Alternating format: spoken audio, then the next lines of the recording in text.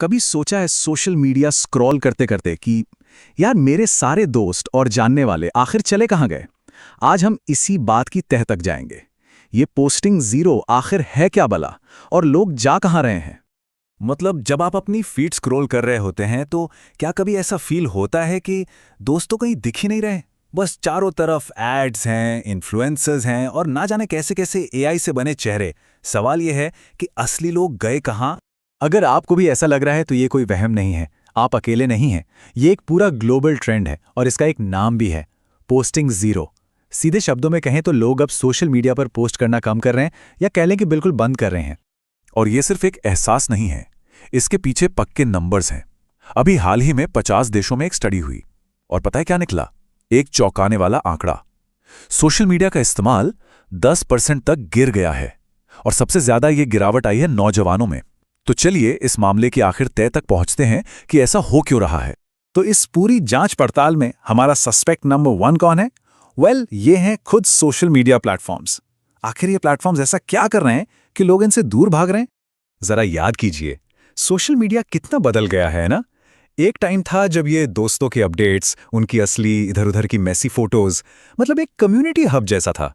और आज ये एक fancy AI design shopping mall बन गया है, जहां हम कनेक्ट करने नहीं बल्कि सिर्फ चीजें कंज्यूम करने आते हैं।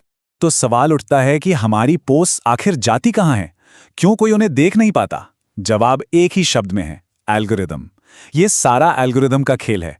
वो सिर्फ वायरल कंटेंट और एड्स को ही आगे बढ़ाता है। मतलब अगर आपकी पोस्ट पर शुरू में ही लाइक्स कमेंट्स नहीं आए तो बस पोस्ट गायब। एक आम इंसान के लिए अब अपने दोस्तों तक सीधे पहुंचना लगभग नामुमकिन सा हो गया है। और पता है, इसी सबसे एक बड़ी अजीब थ्योरी निकलती है, जिसे कहते हैं डेड इंटरनेट थ्योरी। ये थ्योरी क्या कहती है? ये कहती है कि इंटरनेट पर जो हमें दिखता है ना, उसमें से ज्यादातर कंटेंट और ट्रैफिक अब असली लोगों का है ही नहीं। ये सब बॉट्स और एआई जनरेट कर रहे हैं। शायद इसीलिए ही रियल ह्यूमन कनेक्शन इतना मुश्किल और रेयर फील होता है। लेकिन ठहरिए, हम सारा इल्जाम सिर्फ प्लेटफॉर्म्स पर नहीं डाल सकते। हमारी इस जांच में एक दूसरा सस्पेक्ट भी है, और वो है द ह्यूमन फैक्टर, यानी हम खुद।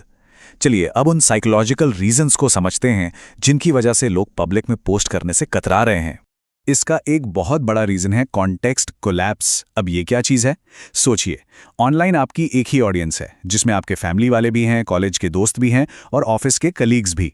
अब आप एक ही पोस्ट डालते हैं और टेंशन ये रहती है कि यार इस पोस्ट को फैमिली कैसे देखेगी, दोस्त क्या सोचेंगे और बॉस क्या समझेंगे।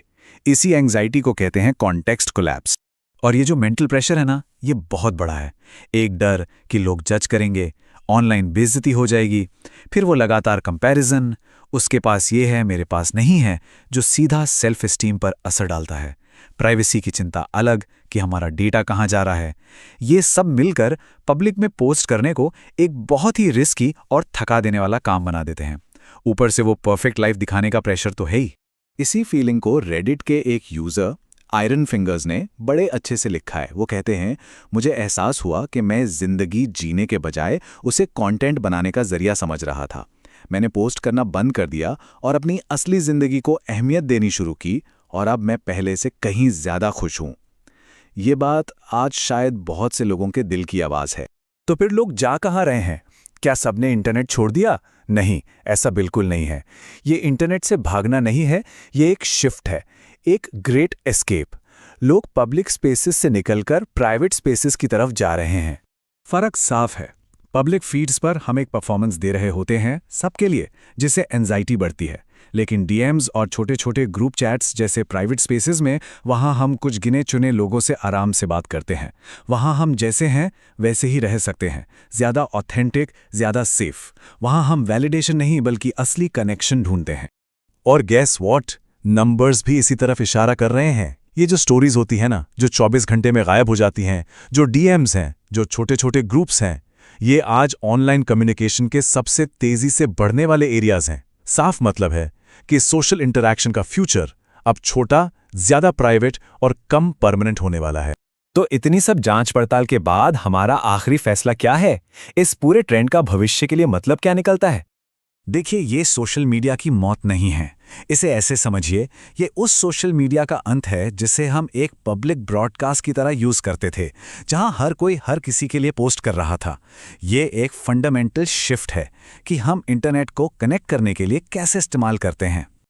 और ये पूरी बात हमें एक बहुत ही दिलचस्प सवाल पर लाके छोड़ देती है कि क्या अपनी पूरी जिंदगी हर छोटी बड़ी चीज को पब्लिक में शेयर करना बस एक दौर था, एक टेम्पररी ट्रेंड था जो अब खत्म हो रहा है?